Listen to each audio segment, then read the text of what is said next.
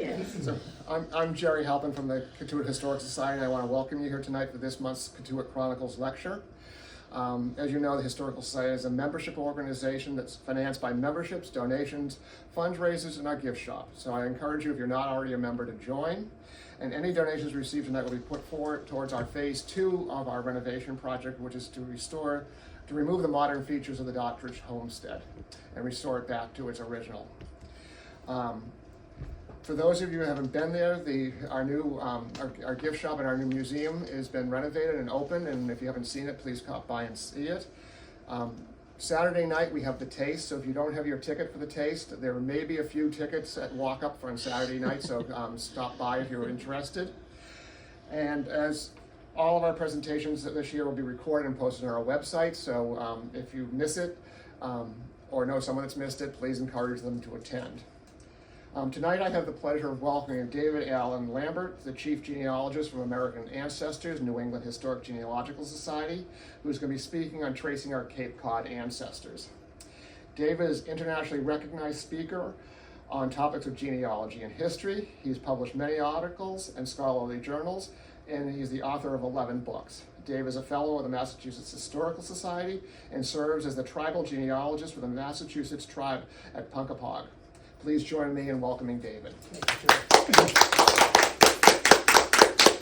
Well, I was worried that we were going to have people that wouldn't be able to see the screen, but I think that everyone is going to be able to see the screen. Really honored to be here. Thank you very much for having me. And Jerry, thank you. And I send greetings of our president and CEO, Ryan Woods, and invite all of you this fall when American Ancestors opens our door at our new location next door, connected to our old location. 97, 99, and 101, we have a new Discovery Center and so many things to offer. And I'll talk about some of the things you can get while you're home as a member. And some of them are free.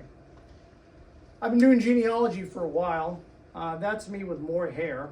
About 42 years ago this month, I was interviewed by the local paper because I was an interested kid into genealogy. I was too chubby to climb the trees in my backyard, so I traced my family tree instead. So the overview tonight, I'm going to talk about genealogy of Barnstable County, just a kind of a 101 history, which is probably going to be something you've all known for many years. We'll talk about settlement and migration, and then that will lead us to the study project of Robert Charles Anderson and others, the Great Migration, which is when our early New England ancestors got here between 1620 and 1640, and being continued by someone from down this way, Alicia Crane Williams, who's doing early New England families 1641 to 1700. Then we'll talk about Massachusetts vital, church and town records, probate, deed, and court records. Of course, Barnstable County is a focus. I tried to get Barnstable as some examples, so we have some hometown names to recognize. I'll talk about non-federal census and census substitutes, because probably everybody has tried or heard of Ancestry, with the U.S. federal census, which has been done every 10 years since 1790, the most recent being 1950. Most people have used that. So these are some things you may have not used if you have Massachusetts kin. Talk about newspapers, cemeteries. We have over 28 million manuscripts. At American Ancestors, New Englanders, we like to not throw anything out. I like to think of us as a sort of New England's attic. In American Ancestors, we have so many early records, including many for Cape Cod. We'll talk about periodicals, and then at the end, something you may have heard of before, Plymouth Colony. Obviously, I love one thing about Cape Cod. You only have to deal with one county history. Barnstable. Nobody subdivided the Cape into multiple counties, but of course when it did actually split, the original, well, you had Barnstable, you had Dukes, and you had Nantucket, which were spin-offs of Plymouth Colony. And of course, June 2nd, 1685, Barnstable was created as one of the original 3 counties in New Plymouth Colony, which didn't last very long, because in October of 1691, Barnstable continued under now the Massachusetts Bay Provincial Charter issued by King William of Orange and Queen Mary. And this absorbed New Plymouth Colony, which was in existence for all of 6 years.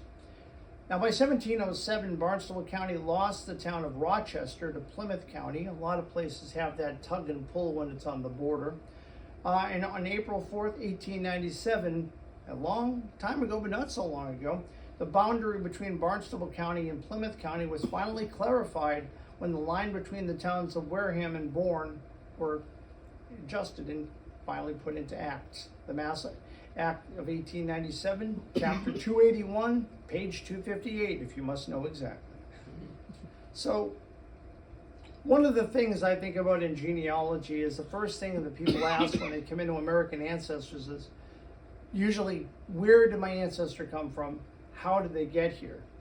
Now, conveniently, not everyone came over on the Mayflower, because it would make Massachusetts a little boring place if it was just all Mayflower descendants. So we have arrivals for over nearly now 404 years. They still go on today. But the records that exist, most of them have already been in print for the 17th century. In fact, I'm about to do a free download on American Ancestors that will be coming out at the beginning of August on 17th century and giving some of the bibliographical information, which you're already going to get in the syllabus, but you'll get a sneak peek onto the other work I'm doing. There were books that were published, such as Original Persons of Quality by John Camden Houghton, who in the late 19th century went through London at the archives there and transcribed all the passenger lists. Now, most of the lists of the 17th century weren't passenger lists. We were Puritans, for the most part, seeking religious freedom. We had to ask for permission to embark across the seas. So a lot of these are people saying they're intending to go to the New World, to New England. And these are records of embarkation. Not that it's actually the passenger list, but it does often name the name of the ship and the master of the vessel. And then we'll talk about the Great Migration Begins, which is truly the project of Robert Charles Anderson, has kind of put everything together in one basket.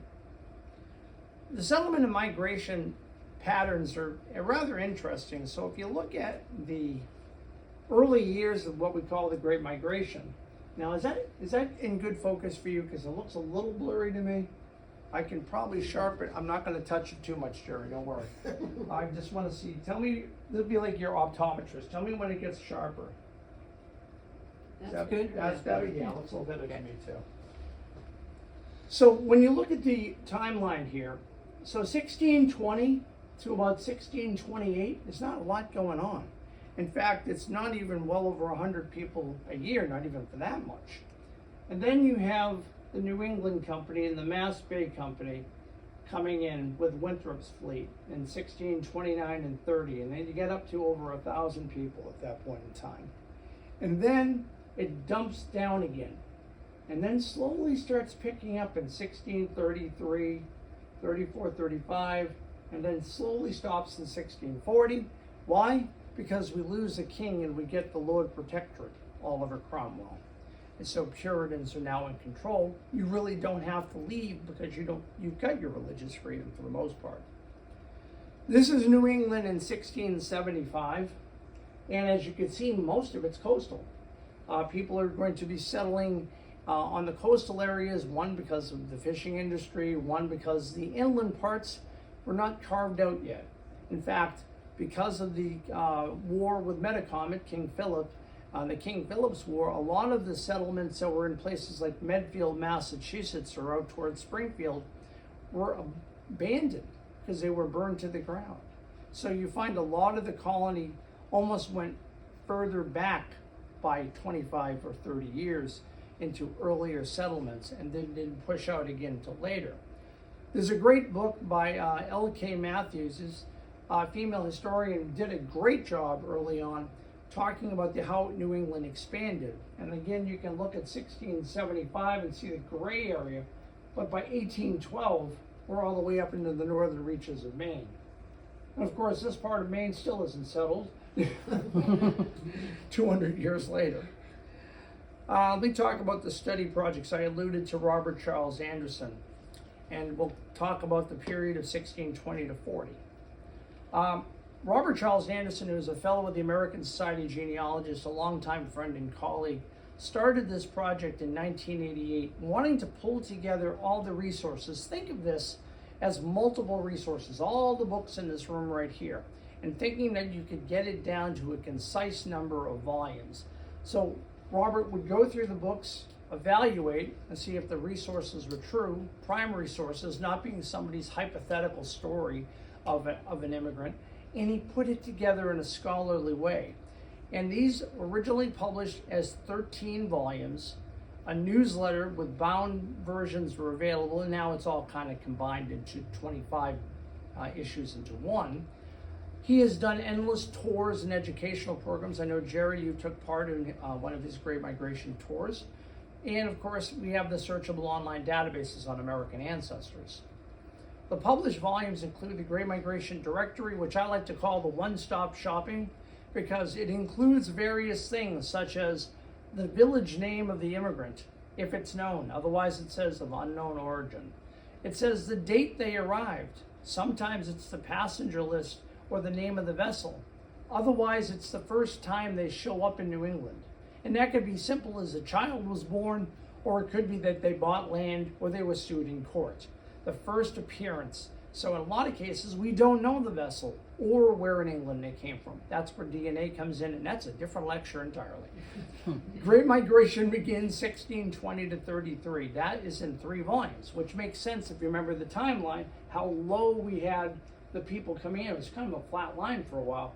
Then it starts to pick up, and that's why 1634 and 35, just 2 years, are 7 volumes themselves, whereas the other 13 years are only in 3.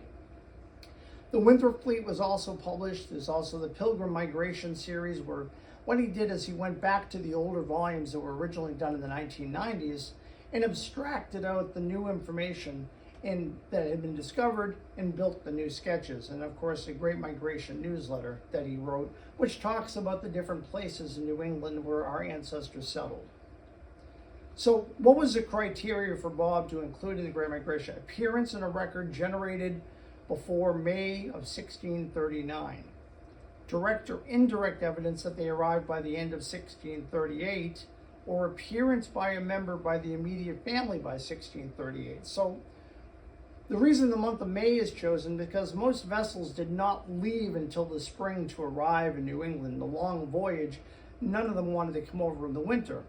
Unless, of course, you're on a little boat called the Mayflower that decides to arrive in December after being delayed and delayed and delayed, and then wasn't even heading for New England to begin with, as stories tell, and you're heading to Virginia, as I was told growing up. But it ended up right down here, first making landfall in Provincetown. Now, May was also chosen because that was when the annual session of the General Court met. And so if you, for instance, if you applied to be a freeman, now a freeman meant you were free and clear of your indenture. You're not paying anyone back for your passage. That you were a member of the church. And by May of 1635, you had had to have arrived previously the year 1634. So in some cases, we can estimate the year of arrival by when you become a freeman. Now, a freeman gave you the right to sit on a jury, hold public office, and you were held in higher esteem and more trusted in the community personally. Now, the Great Migration may also include a deposition that was done years later. We have a deposition from somebody who was recorded in the 1670s as an older man saying that I arrived here in 1631. He's swearing to the courts in Massachusetts. And if you know anything about the courts, a little thing called the Salem witchcraft trial, you do not want to give false statements or information, or you'll find yourself on the other end of a noose. So these depositions generated years later are considered valid proof of somebody's proof. And if you've ever worked on more recent ancestors, it's sort of like a deposition, like when someone puts a petition to become a naturalized citizen. They're giving the origin of when they arrived. Passenger lists. Well, passenger lists, as I say, a lot of them are embarkation lists. They're not actual physical lists like we think of Ellis Island and seeing the passenger list for transatlantic vessels. The Mayflower passenger list we only know is from William Bradford's account that he wrote 30 years later. Can you remember everyone you worked with or went to church with 30 years ago? Are we missing some people? I'm hoping not. The Fortune in 1621 and the Anne and the Little James in 1623, we only know about those passengers because it's reflected in the land records. So these are the people that didn't come over in the first wave of the Pilgrims. Surviving London port books only exist for 1632 and 1635. And after 1636, it's very limited. And so we rely on published sources like Houghton, who has done all the hard work in London. Now, it's not to say that something won't turn up. One of our former trustees was in our archives looking at a copy of a diary written in the 1600s. And it stated when he arrived in the 1600s, a copy of a copy. So it wasn't the original, but enough so that Robert Charles Anderson added it to an amendment. Now, my grandmother used to tell a great tale that our family came on the second boat after the Mayflower. Well, it wasn't the Anne of the Little James. It would have been about the size of this cruise ship because all of her ancestors apparently came over on the second boat. We weren't in the first boat, but we were on the second. So I like to speculate that all the thousands of ancestors that I have from colonial New England were conveniently in a cruise ship like the Princess Cruise Lines. Not the case at all. They came in multiple vessels. And if you ever look at the Mayflower 2 at Plymouth, I don't know about you, but I really wouldn't think of that as a fun voyage. This is an example from Houghton's passenger list. These are the embarkation list, and this is from 1638 for the vessel the Beavis, which is got a listing of the individuals. What it does list, conveniently, is the name of the person, where they're from, often their occupation, and their age. And it's not just the head of household. In this case, the ladies and their children are also listed. Or if a lady is a widow and comes over with her children, her husband had died, they'll also list them. And the other thing it lists are servants. These are not generally always indentured servants. These are people that are family members that you may have paid the passage for. So that could be your sister-in-law's child, your niece that's in this group. And this is where we speculate a lot of it. And this is one of the migrations where my own ninth great-grandparents come over. Now that's the published one. This is the original one. I think it has a little bit more charm, don't you? And the problem is that we have trouble with students these days reading 21st century handwriting. Try to get 17th century court script in front of them. It's like they're reading Cyrillic. So we are lucky that there are websites such as Find My Past that have worked with the archives in London to get these digitized and put online. And I'm using this as an example because it parallels the printed list here. So John Camden Houghton's The Original List of Persons of Quality was published almost 145 years ago now. Charles E. Banks, The Planters of the Commonwealth, published in the early 1900s. Peter Coldham's The Complete Book of Immigrants, 1607 to 1660, was only published just about 40 years ago. And then you may have heard of Philby. Now, Philby is a great series, and a lot of libraries have it. It's a tan and blue series. It has a lovely, I like to say, 18th century sailing vessel on the cover. It's pretty standard. The problem with Philby's people would go to a book on the shelf and open it up and say, the Redmond family arrived here in 1812 from Ireland. Doesn't say the vessel, doesn't say the source. Redmond family, 1812, Ireland. They also went through actual passenger lists. So you have to take the good and the bad. So if you find something in Philby, which is duplicated on a little website you may have heard of, Ancestry.com, research where the source is. If it's from a genealogy that doesn't give a footnote or a citation, you might want to take it as speculative versus carved in stone. Now, the Freeman lists I had alluded to, in Massachusetts Bay, they exist back to 1631. And again, your Freeman allowed you that you were admitted to the general court in the session of May. That's when they met. You had to be free and clear of your indenture. That means you didn't have to pay anyone back for your passage. You weren't working it off in any way. And you had to be a member of the church. So often the church membership will predate by the year before or the same year when the freemanship oath goes forward. In Plymouth Colony, we don't have as many good records, so that would, of course, take in the early part of where Barnstable is. So the surviving lists from Plymouth Colony are only in these years of 1633, 37, 39, one in the 1650, 1658, one in 1670, and one in 1684. Now, their courts did meet. It's just that there's a lack of records. We also, for Robert Charles Anderson's work, he referred to diaries. John Winthrop's diary, William Bradford diary, John Hull's diary and account books, And my own ancestor's brother, Samuel Sewell, who was one of the only judges of the witchcraft trial, in fact, the only judge who asked for his forgiveness in his role. These diaries give us an insight. In genealogy, we're more than names and dates that fill on a chart. I like to think of us all living in the dash that will be on our stones someday. Researching the dash is what these type of records give us, the insight of what's going on in their life. So Winthrop, Bradford, Hull, and Sewell give us a small window into the 17th century that may give us a little bit more of the personality and the life of our ancestor. And then, of course, there are other things, letters of the 17th century, things like Sibley's Harvard graduates. Sibley put together all the early Harvard graduates from the 1630s on to the 18th century. And these are great narratives. A lot of your early ministers are written up here. And then one of the oldest hereditary societies is the Ancient and Honorable Artillery Company, which still has its May Field Day on Boston Common every year. That's been around since the 1630s. A recent reprint of their dictionary of members, I was honored to do the preface for.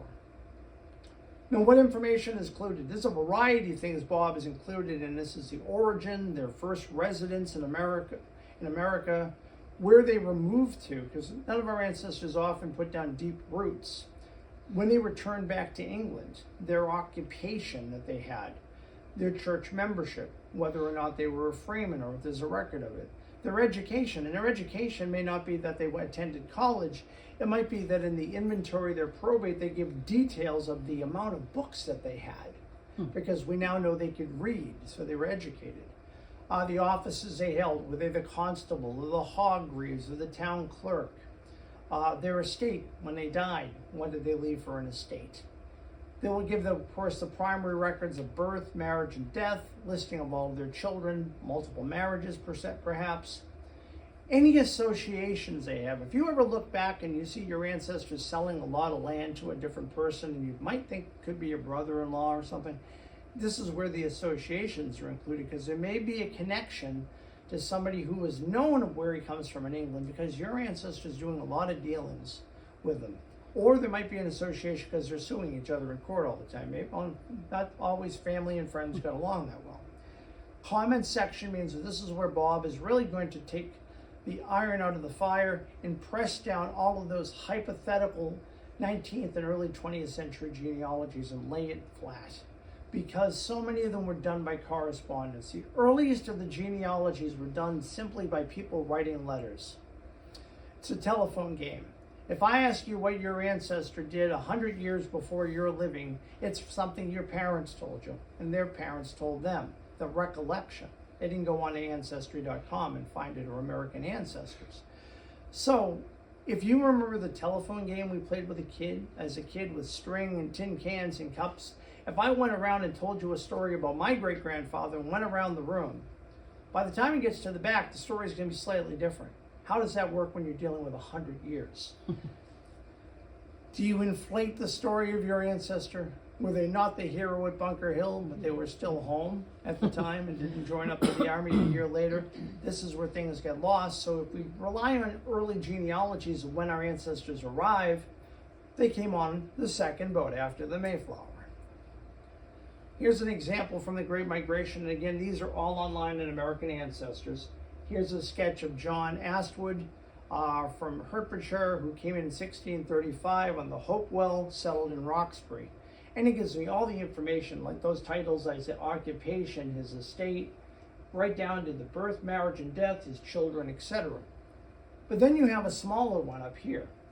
Not much is known about dear Alice Ashby.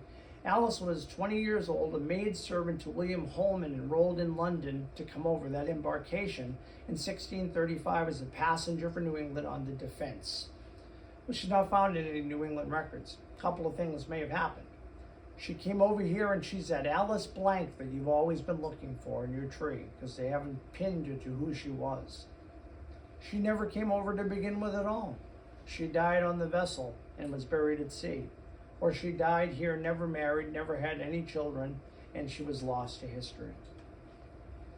This is just a continuation of the other sketch for John Astwood, where you have his children, the association and the notes. So very, very thorough. And what Robert Charles Anderson does is he does embedded footnotes. So the information is found right there with the sketch.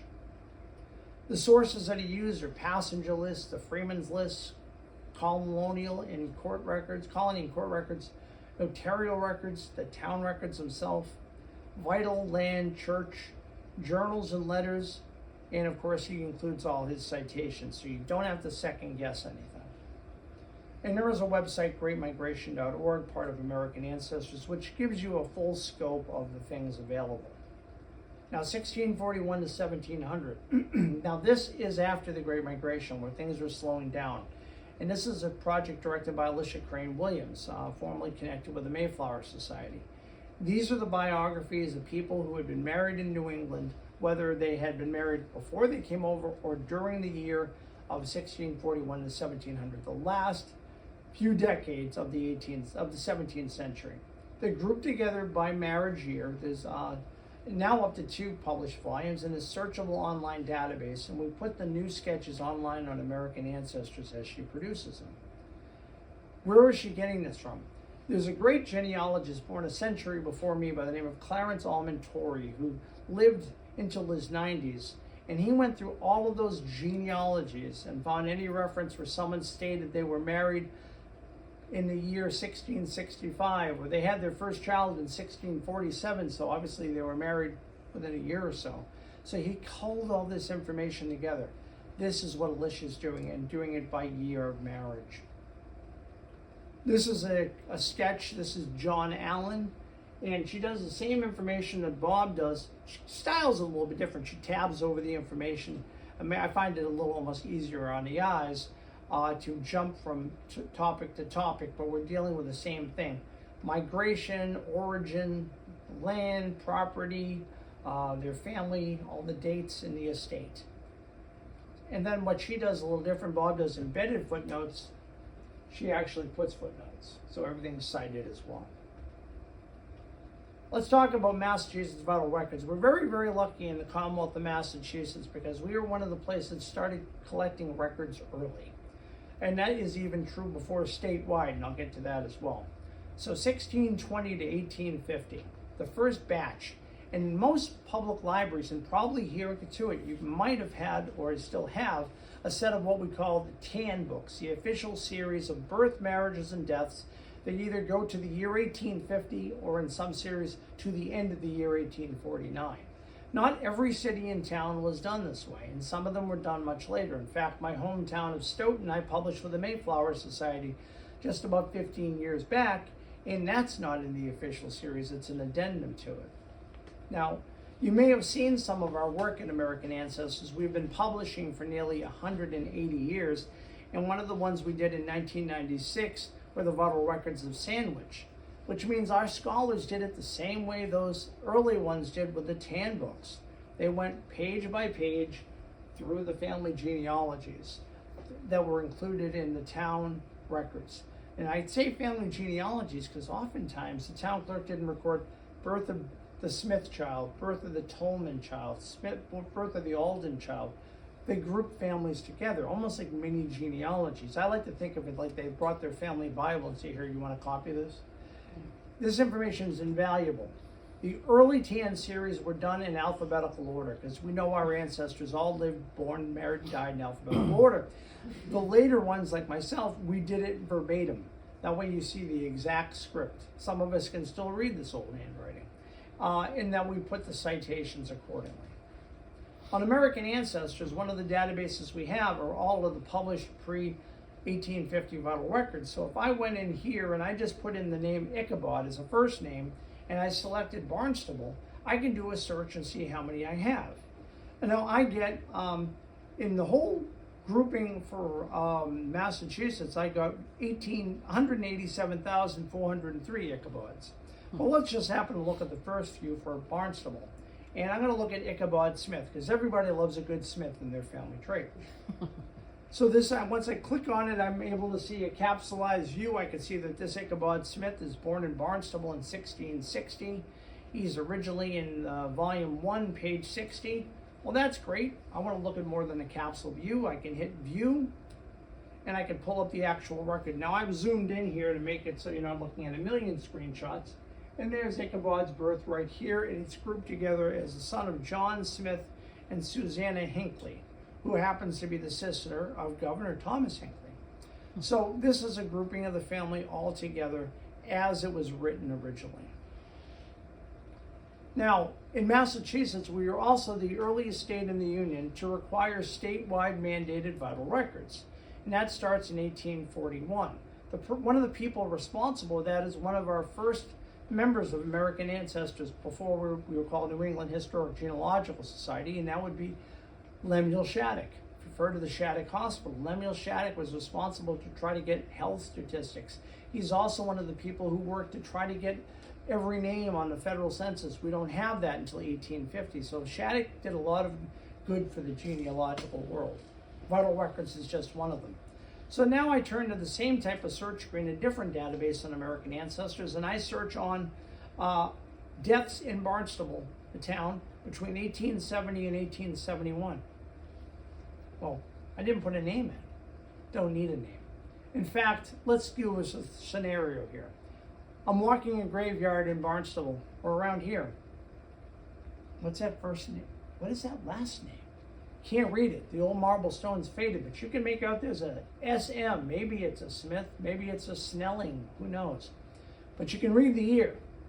You can now go in and put in a date like that, and it'll come up with everybody who died or was born or was married in a town in Massachusetts in this false road. This is amazing because this has helped so many people with gravestone research, let alone.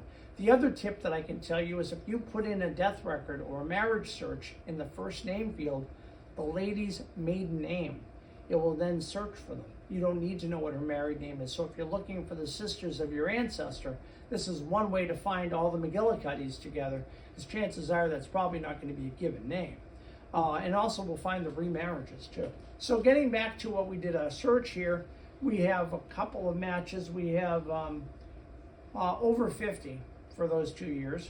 And I can go in here and I'll pick Alice Weeks at the bottom. And again, I'm getting a capsulized view. I can hit view, and I added the arrow. We don't have the tech yet that actually points it out. You still have to read the handwriting. But here is her entry of death.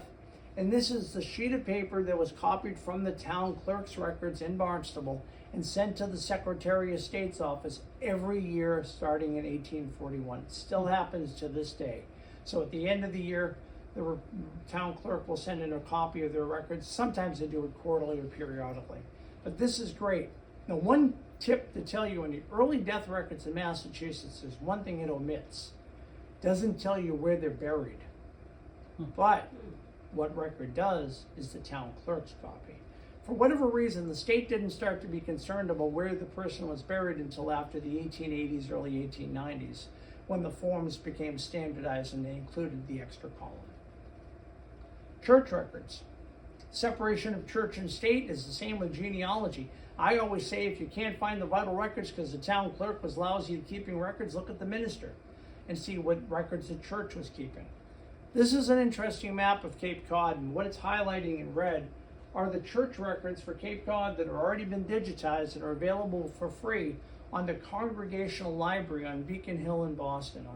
They have worked to go across New England and capture these early church records for all over New England as they can find them, digitize them, put them on for free, and they're all in color.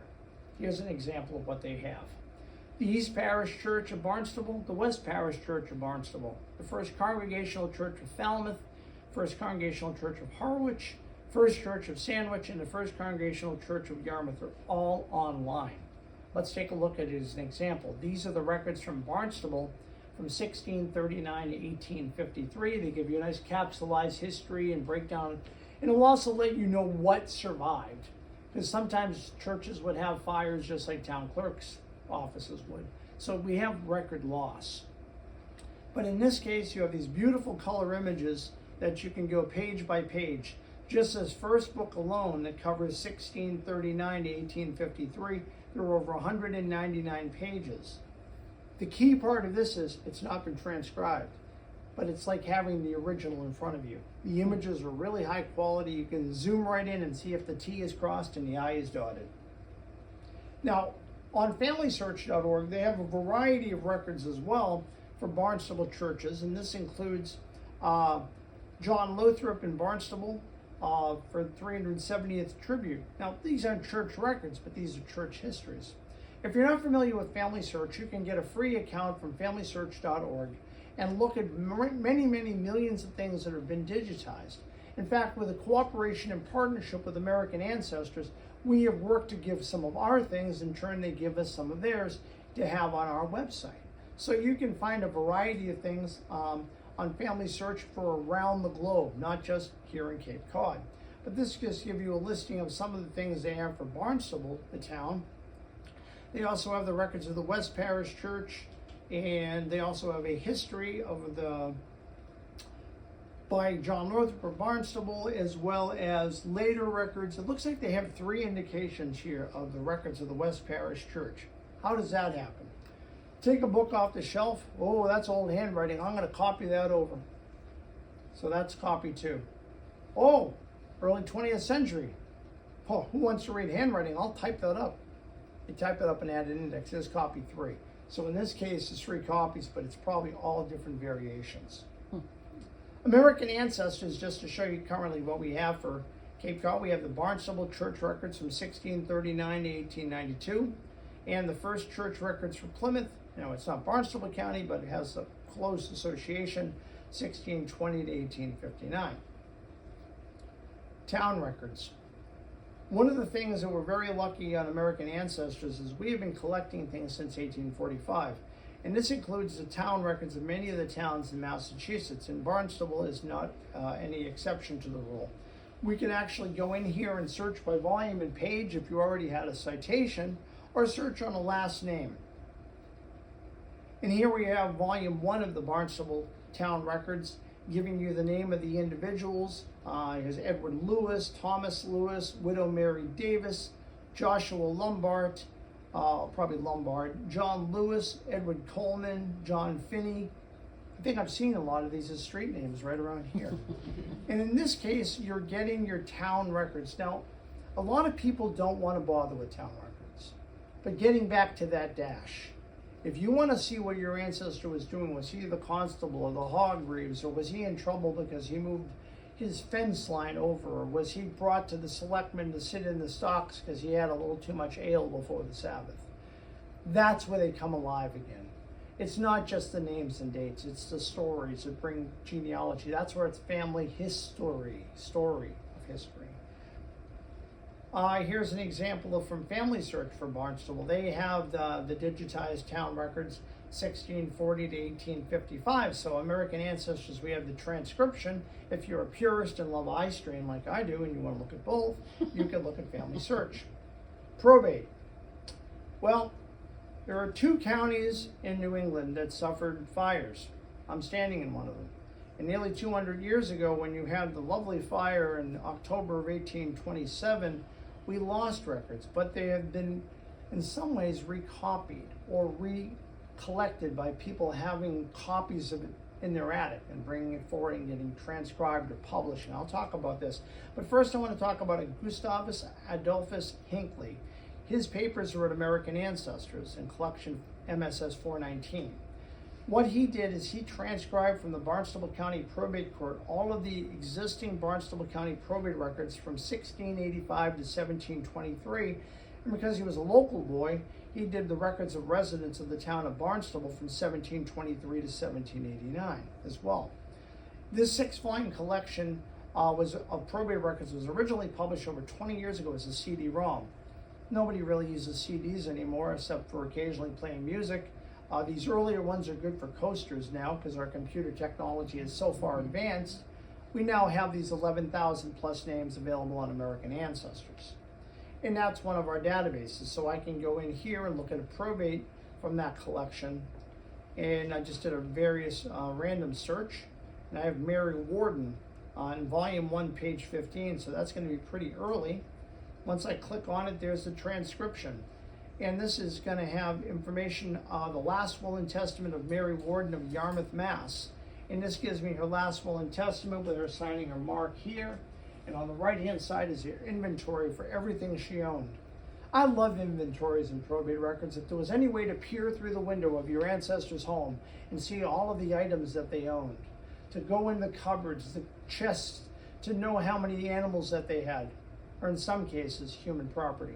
One thing I'm very proud of is the efforts of American ancestors in our team and countless members and people not even originally members but now associated with the 10 Million Names Project, where we're looking to identify the 10 million enslaved individuals that were here in America from the 1500s all the way down to the end of the Civil War.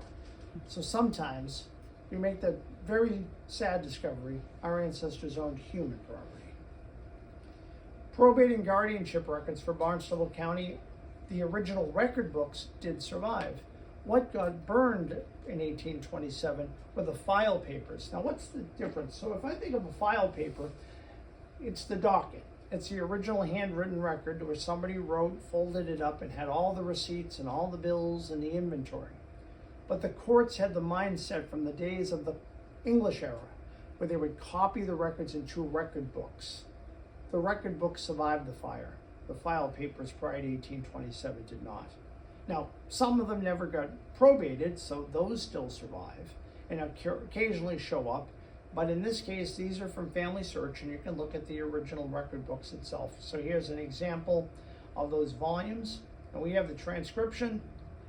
Here you can look at the original. So you go to American Ancestors, look at the transcription, and then download the original and really impress your cousins and say, I can read this, as you're reading the cliff notes from the transcribed one from American Ancestors. And here's just an example of what they did. They scrapbooked these. They put them in, silked them in, so the pages would be together. And on some of them, you can actually see fire damage. Deeds. Well, again, October 27th, 1827, occurs 4 days before Halloween. Very scary to genealogists that this destroyed nearly all of the early deed books in these original probate files. Not the record books, but the files. Again, the probate books survive, and incidentally, and I don't know why, volume 61 of the early deeds from the early 1800s for Barnstable survived. It must have been in another room, or somebody brought it home, or something like that, or it was in an area the fire didn't get. The official deed books only begin now in 1827, but many deeds were pre-recorded back to 1783 and re-recorded. So that means I own my farm. It's 1827. What do you mean I have no legal right to my property? It burned down. I have a copy of my deed. I'm going to go to the new registry building and I'm going to re-record my property deed. Well, I bought it in 1796. Well, some of these deeds go back 40, 50 years beforehand. They weren't recording the ones that were from the 1600s because those had been subdivided so many times and change of hands. Hopefully some of those still survive locally. Now, deeds recopied 1783 to 1870 are on Family Search. And again, all of these URLs you're seeing at the bottom will be in the syllabus handout that I'm going to email you. So we can go down page by page. Family Search, again, is free, and you can view these images.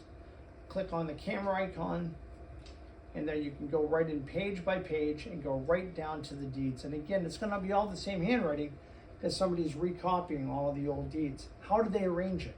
By town. So if you look back here real quick, the first this first 5 volumes is the town of Barnstable. Brewster has 2 volumes, Chatham has 2, Dennis has 3 volumes, Falmouth has 2, Eastham has 1. So that each town clerk recopied them together and then put them with the county. It was a consolidated effort from the county to do this. And it would make sense. You wouldn't have to go to travel to Barnstable to get it done. You could go to be at the town clerk in Truro and do it, etc.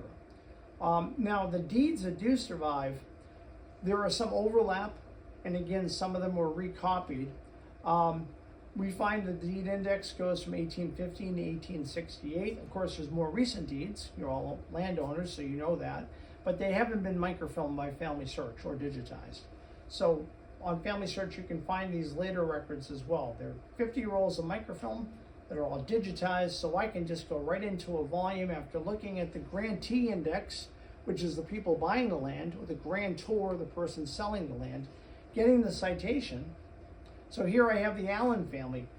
William Allen is buying from Leonard Underwood in Harwich, volume 19, page 229. I can look up any of those volumes because the volumes are here too, online from Family Search. I go there, let's look at one of the original volumes. This is the one that survived the fire, volume 61, which is from 1804 to 1808 roughly. I can look at the index, find the volume and page, 6196. Here's the title page for it is over 329 pages from this, which is more than that because it's 329 images, 2 images per page. And I can go in and I can find that actual deed. And I can see this original deed from the time period. If you're doing your tracing of the title of your land, you're going to have that problem prior to 1827 unless they were recopied. So this might aid you if you have that small window of transaction in the early 1800s. Another place you can find them, the Mayflower descendant.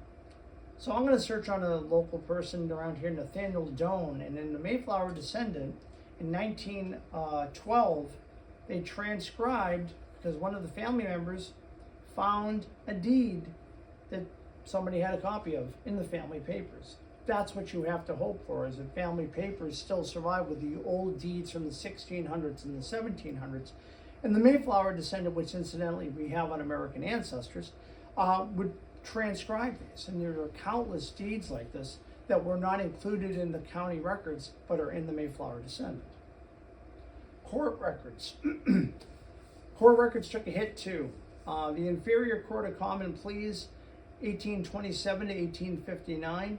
These are available on Family Search. The Superior Court, where the Quarterly Court of General Sessions merged with the Inferior Court in 1827.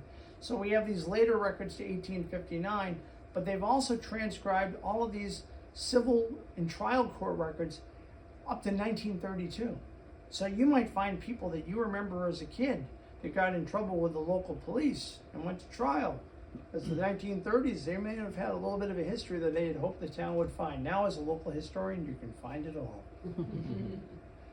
Non-federal census and census substitutes. In 1798, there was a direct tax of Massachusetts and, of course, the District of Maine, which became part of Massachusetts in 1820. This was a tax list, but it's a census substitute because it lists a person and a location at a time. This is on American Ancestors in color because of a person who alerted us in the 1800s. In the Customs House in Boston in the 19th century, American Ancestors was up the hill on Beacon Hill. Someone alerted us that they were burning these books in the furnace for fuel during the winter. We acquired them all and have had them for almost over 125 years. And we've now got them digitized. This is just one of the pages for Barnstable. And it has the Crowell, the Curtis, the Crowell, the Crowell, the Crowell, a lot of Crowells in Barnstable. The 3/4 of that are all Crowells put together. Oftentimes what they're doing, they go house by house by house, or sometimes they group all the letters together and transcribe it again. So all the A's together, the C's together. But again, the nice thing for it, it's on American Ancestors and it's searchable. The federal census, again, 1790 to 1950. In Massachusetts, we have 2 state censuses, 1855 and 1865. Here's a page from Barnstable in 1855. In 1850 was the first census actually to list individuals with their name outside the head of household and their exact age. So here's only 5 years later. Why is this important?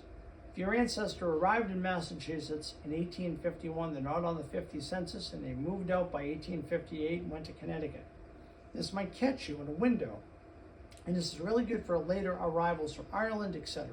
So you can find this, will give you their occupation and where they were born as well. Not any more than just Ireland, I'm afraid.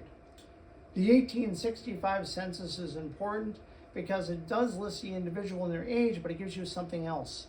It just finished the Civil War and it ended. And a lot of times it'll mention the occupation of someone as soldier. There are other options for census substitutes. The 1771 direct tax. That's a really important census because there's one column that I've been very interested in my own research. Servants for life, enslaved. You can quickly see in the 1771 direct tax who the enslavers were. in the days just before, or the years just before the revolution. Local tax lists are essentially a census substitute. District by district, school tax, local tax, you paid a parish tax to help support the ministry, you paid a town tax, you paid a county tax, you paid a provincial tax. Gosh, we were fed up with taxes, weren't we? Now it brings me to muster rolls, not for the revolution and other battles earlier and even later. So muster rolls also work with that. Church membership lists are a quasi-census because it lists people who are going to the church. So you know if it's a list of church members in 1806, you now know who's in the church. Technically, as a historian, you can take church records and reassemble who's in the baptisms, the marriages, and the burials, and create a quasi-substitute census just by listing who's living when, where in the town. Muster rolls again. Fraternal organization membership lists like the Masons, the Odd Fellows, the Knights of Columbus, etc. Or even school records, because often school records say the name of the student and who their parent was, or even a school tax list. Newspapers. I love newspapers. And with AI technology, which we've had for a long time, optical character recognition, or OCR, we're able to read the newspapers that we would probably go by major eye strain, reading column by column by column. How many of us have cranked rolls of microfilm looking at old newspapers for our ancestors and not caught them? But now with AI, that page you were a little tired and missed, you can read. On American Ancestors, we are now closed until the fall, but we have been offering external databases for our membership that you can get things outside of what we have, and that includes the newspaper archive, which has newspapers spanning the world from as early as the early 1600s right down to 2023. 19th century U.S. newspapers with over 1.7 million pages of primary source information throughout the 1800s. Indigenous newspapers from North America, so local native tribes that had papers. The Boston Globe, 1980 to the present. Or my favorite, Early American Newspapers, Series 1, 1690 to 1876. Getting the external database is very easy. Once you join American Ancestors, you can go under search, and the external databases is an option. If you click on the United States, it will quickly go down to that list of newspapers I've mentioned. Early American Newspapers is useful. Now, it does say 1690 was the first paper. We did have one paper in 1690, and I do stress one paper. It's called the Public Occurrences. In 1690, Boston published that paper. The British Crown found word that we were publishing a newspaper. That might add to tyranny.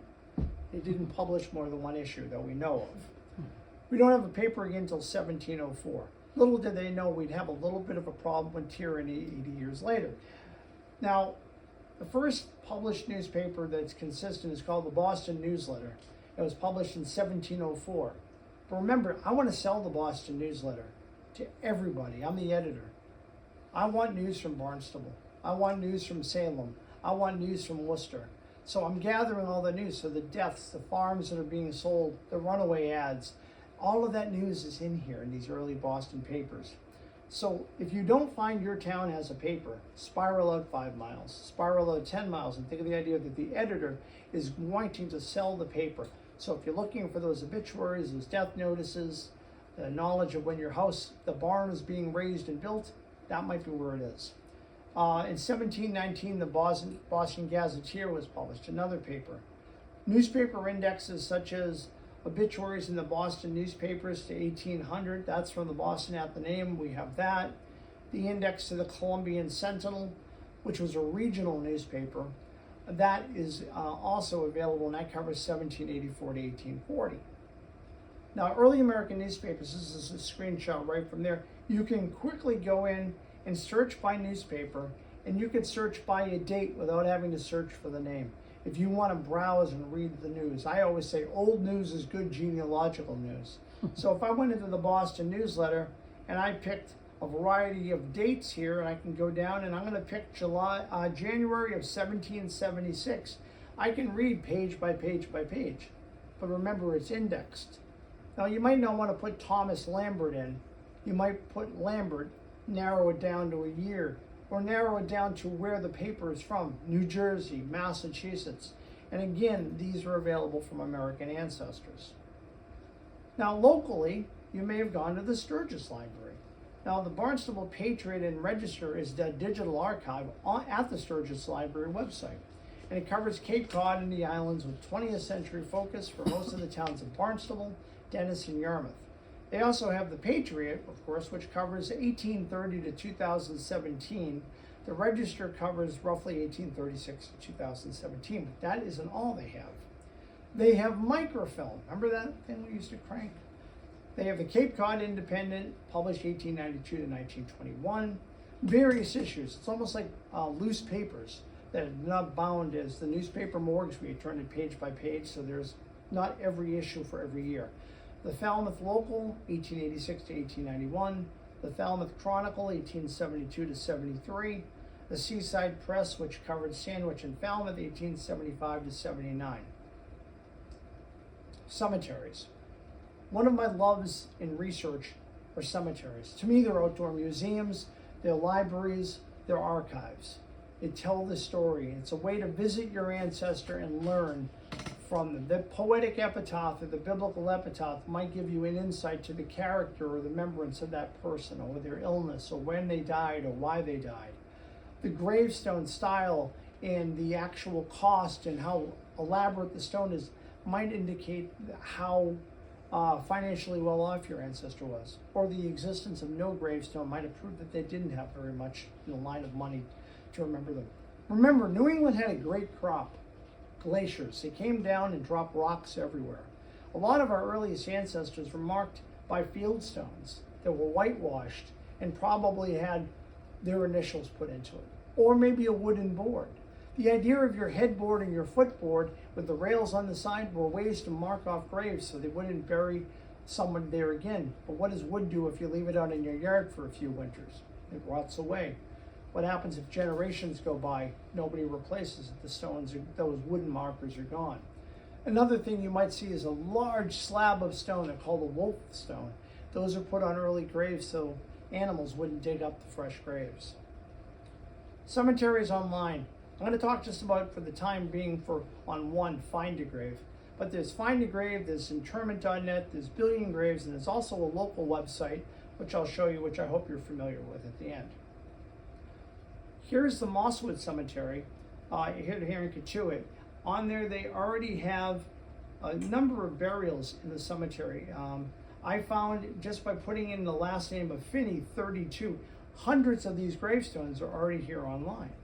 So if you're in the middle of winter and somebody writes to your historical society and says, could you go out and photograph a gravestone? Sure we can. Go to Find a Grave, cut and paste and send it to them. So there's the link. Here's Julia Ann Nickerson Finney, 1815 to 1855, the ripe old age of 39 when she died. There's her gravestone. And oftentimes you'll have below it, people are linking the other relatives. So her parents, Captain Seth Nickerson and Polly Hall. Then we have her siblings are listed there. Her spouse, Louis Finney. Her children. So you can put a whole family together by linking it, and Find a Grave is free. It's owned by Ancestry.com, but it is entirely free. I have put over 10,000 gravestones on Find a Grave. Why? Because in the middle of winter in Stoughton, Massachusetts, I don't want to go look for a gravestone for someone in sunny California. Now, CapeCodGravestones.com, never known if you've run across this before. This website covers 17th, 18th, and 19th century Cape Cod gravestones. Using that with Find a Grave or Billion Graves is a great way to see what's already out there. The other thing is, somebody took a photograph of a marble gravestone 20 years ago. It's more legible then than it is now. Marble is beautiful as countertops or on a mantelpiece. That smooth stone. But put it outside in the New England weather, the sheen is gone. What's happening to the marble, which is simply but small quartz crystals, it's sugaring, it's falling off. That's why it feels like sandpaper. In the smaller inscriptions at the bottom, the poetic epitaphs or the Bible ones are the first to go, or the very fine inscriptions. We need to go out and capture these images before they're gone. And that is for every cemetery and for every gravestone. Granite, you can always take granite for granted. It's probably going to be around a lot longer than we will be. Manuscripts and American ancestors. I just kind of give you a taste and a teaser of some of the things that we have. We have compiled genealogies. Again, 28 million manuscripts we've been collecting. I always say we are the repository for the genealogists in your family that nobody wanted their papers. And it's true. People will spend decades compiling their family, never publish a book, and we'll get boxes of their papers.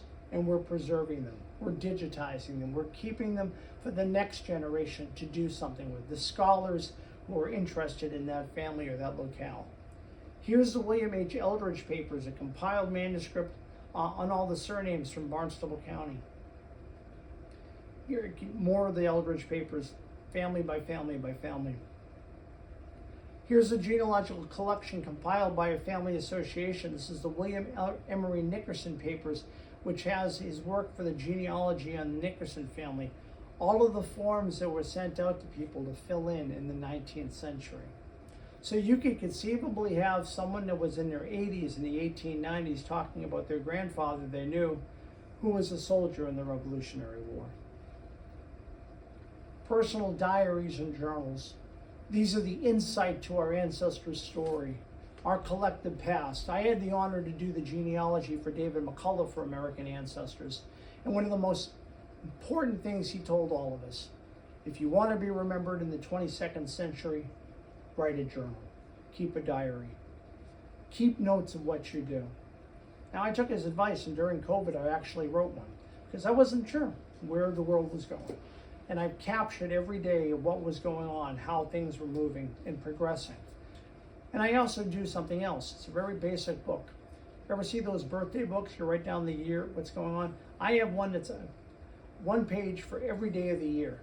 And I go back through my plane tickets, my receipts from getting different things that we've maybe purchased, over the years, a car or something like that. And I've written in a timeline of different things day by day of what I've done.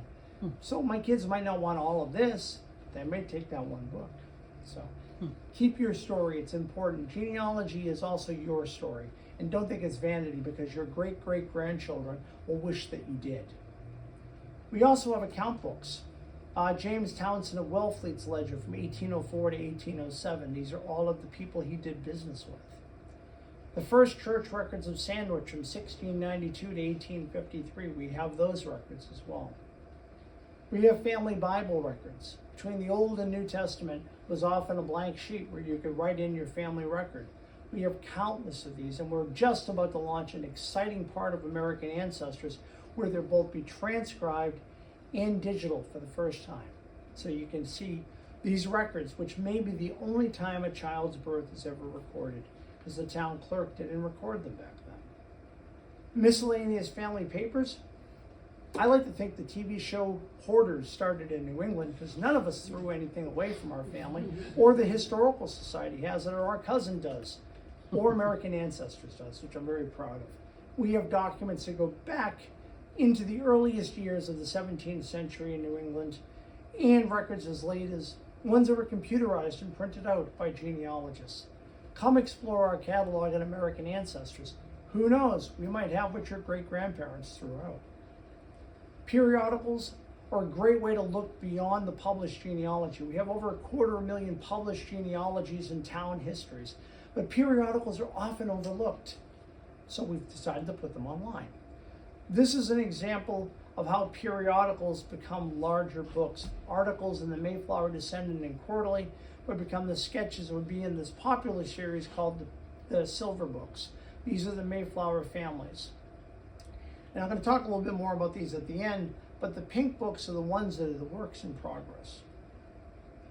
Here's an example from the George Soule Pink Book, where it's putting generation by generation. The Silver Books basically dealt with the first 5 generations from the Mayflower passenger down to the time of their children, grandchildren, and great-great-grandchildren. Some of them go into the 6th generation, and there's even talk that they may want to start doing into the 7th.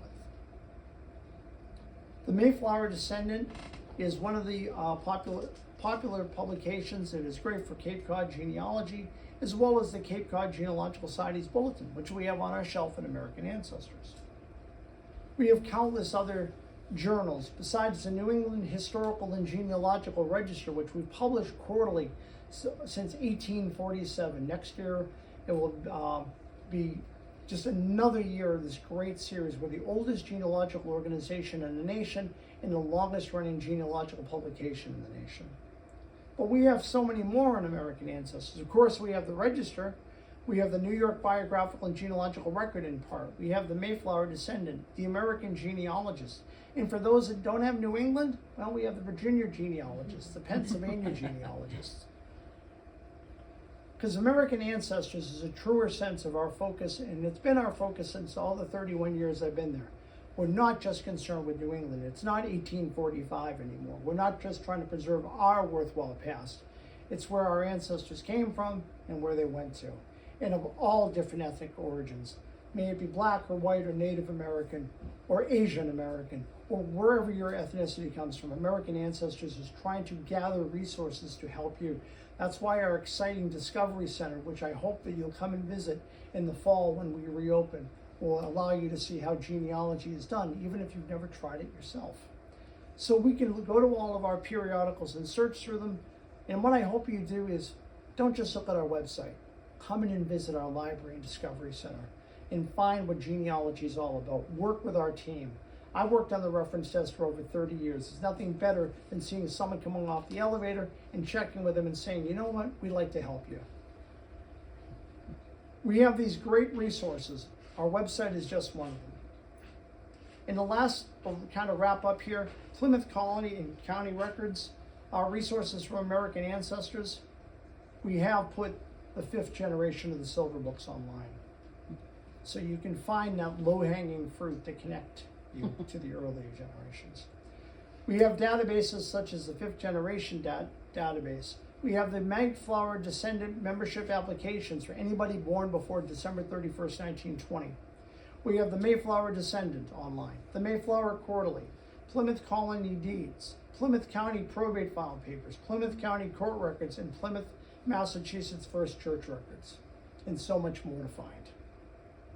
I want to thank you. It's been a great chance to come to the Cape, visit with all of you, and genealogy to me is something that will be something I will do for the rest of my life. I hope I live another 100 years so I can get half more done. Thank you.